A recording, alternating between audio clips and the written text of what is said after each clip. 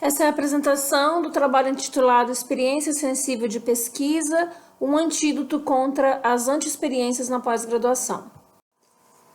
Esse trabalho foi construído por mim, Samantha, e pela professora Flávia Naves. O nosso objetivo é narrar as anti-experiências e as experiências sensíveis de pesquisa de pesquisadores do campo das ciências sociais aplicadas.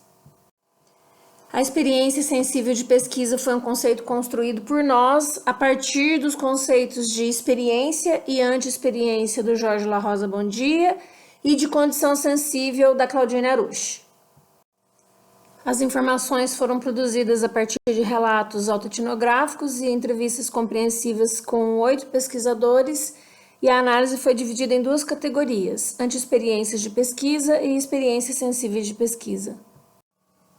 Eu separei aqui esse trecho da fala de Servó, que disse: passei por uma disciplina bem tensa, com uma professora que se apegava nos mínimos detalhes das palavras que usávamos e até nos mandava calar a boca se a argumentação não estivesse agradando.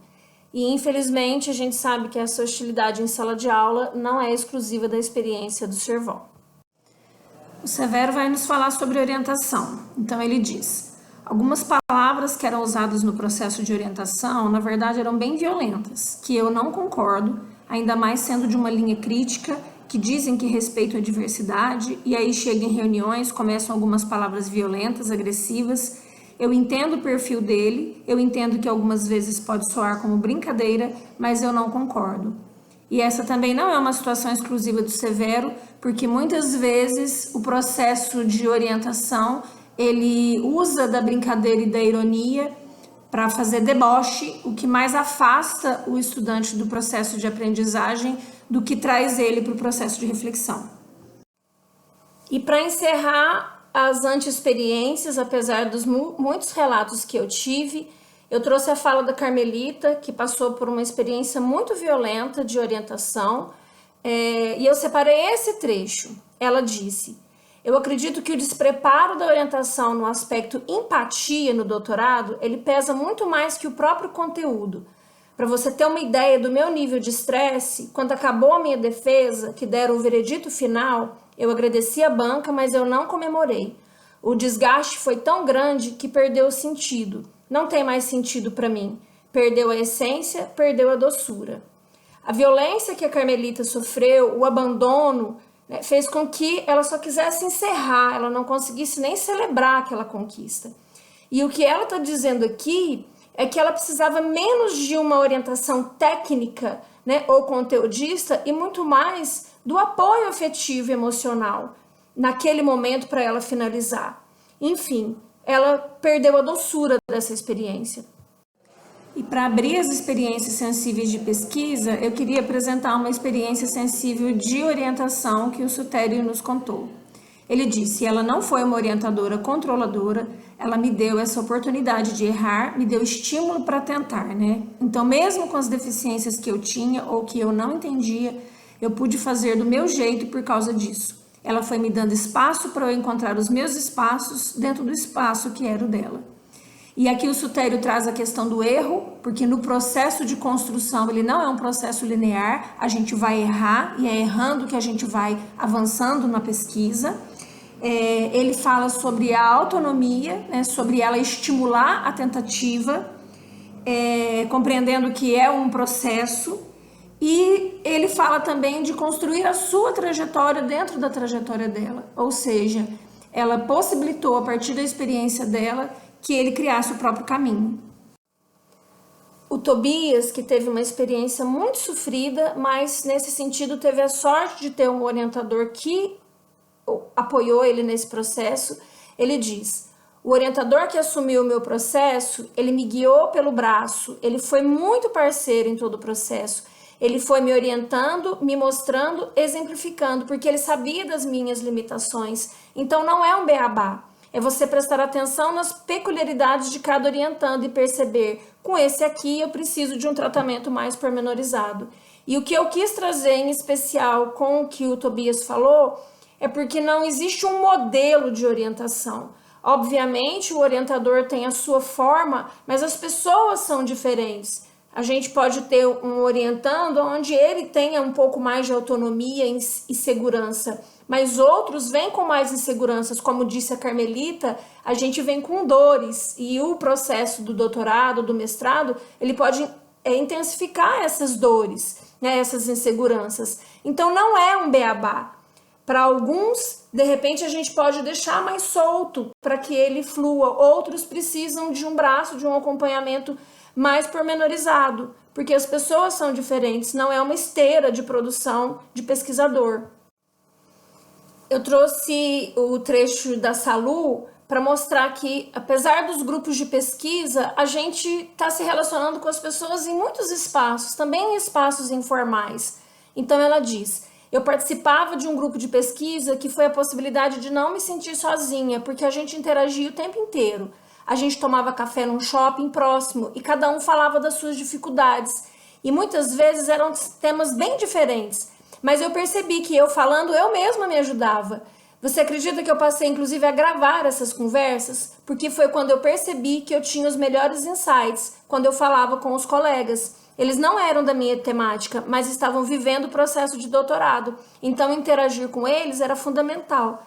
E muitas vezes essa interação não se refere especificamente ao nosso tema, porque quando a gente compartilha as dificuldades, a gente se sente menos fracassado, a gente vai entendendo que faz parte do processo. Veja que ela menciona que eram pessoas que estudavam temáticas diferentes. Então não é uma contribuição técnica, né, ou de orientação sobre o trabalho, mas é o próprio fato de compartilhar, e à medida que a gente vai falando, a gente também vai entendendo os nossos equívocos e vai tendo outras ideias e vai percebendo como a gente está dominando e aquilo que falta para dominar do nosso trabalho. Então, e não só num grupo de pesquisa formalizado, mas em outros espaços também, no horário do café, no horário do almoço, no intervalo das aulas.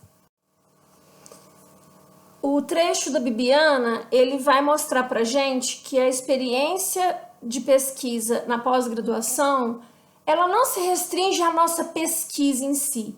Então, o que ela diz? Uma amiga que me acolheu assim, do nada, a gente se viu uma vez, nessa vez ela já me ofereceu para ficar na casa dela, ela nem era da minha turma. Depois ela foi embora, outra amiga passou a me acolher, me hospedar. E aí era isso, desses momentos também de descanso, porque a minha relação era na minha cidade, com a minha família e meu filho. Então era muito essa coisa da maternagem. Então ir para lá, apesar de sair de casa, largar sua cama, fazer uma viagem, pegar a estrada e aí mistura tudo, seu intestino não funciona, tudo, comida, tudo. Mas apesar disso, era também uma possibilidade de voltar a viver essas relações de amizade, de rir, de contar piada, de beber uma cerveja. Então era de poder fazer isso. Então eu acho que o trecho da Bibiana faz a gente, primeiro, né, ela falar de relações de solidariedade, de alguém que oferece uma hospedagem gratuita, né, sabendo das suas dificuldades, esse momento também ser um momento de tecer relações de amizade que a gente pode levar para a vida toda, né, de viver coisas para além da pesquisa. Né? Então, isso também é viver a pós-graduação, é poder dar risada junto e poder abstrair um pouco do cotidiano da vida ou do cotidiano da pesquisa. E é isso que eu quis trazer com esse trecho da Bibiana. E por fim, eu quis trazer aqui o excerto da Tonha, onde ela fala: tem uma senhora que foi muito importante para mim. Eu ia na casa dela, ela era minha vizinha, morava sozinha, e ela começou a fazer amizade comigo. E aí ela me chamava lá para tomar café, para almoçar. Então, às vezes, no momento que eu estava muito tensa, angustiada, eu ia para casa dela, almoçava, tomava café. Ela era meio que mãe, sabe? Que adotou a gente ali, muito querida, muito maravilhosa. E mais uma vez, a gente está falando de viver outras coisas, tomar um café, mas aqui a gente está falando de uma pessoa que não está dentro da academia. Né? Muitos de nós que, né, fizemos mestrado, doutorado fora da nossa casa, longe dos nossos pais, longe da nossa família, às vezes a gente sente essa falta desse afeto de lar. Né? E essa foi a experiência da Tonha, uma pessoa que não tinha nenhuma relação com a academia e foi ela que acolheu e deu esse conforto para ela.